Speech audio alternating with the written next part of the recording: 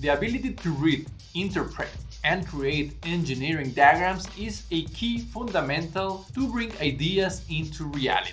And of course, a ticket to advancing your career. Welcome aboard, I'm Emmanuel Ortega and I'll be your instructor throughout this course. Getting started with your engineering career can be rough and tough, with plenty of new challenges to tackle. One of which, not only the ability to read and interpret block flow diagrams, process flow diagrams, and piping and instrumentation diagrams, but also the ability to create these diagrams.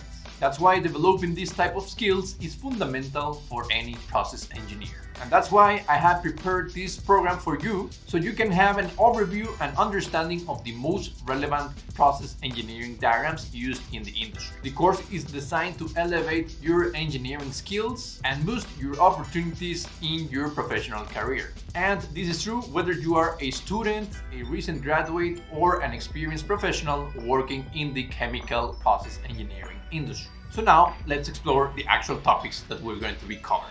A very quick overview and understanding of the basics of the engineering diagrams and drawings used in the industry. Why are they so important and why are they so used extensively throughout the industries? Then we continue with block flow diagrams, which are known for their simplicity yet powerful ability to depict a complex process into simple ideas. We're going to cover skills such as reading, understanding, and of course creating this type of diagrams with the latest tools and software available. Afterwards, we continue with one of the engineers' favorites, which is the process flow diagram, which are used in flow sheeting for calculations and more detailed engineering applications. We're going to be studying most common standards, symbols, and of course, how to read and create such diagrams. Then we cover piping and instrumentation diagrams, one of the most used engineering diagrams out there because of its applications, flexibility, and standardization. In this section, we're going to cover the basics on how to read P&IDs, but more importantly, tips and recommendations in order to create such drawings. In the last section, we're going to cover other type of diagrams that you may encounter in your professional career. And I'm talking about elevation diagrams, AutoCAD or 3D diagrams, plant layouts, loop diagrams, isometric piping, and much more.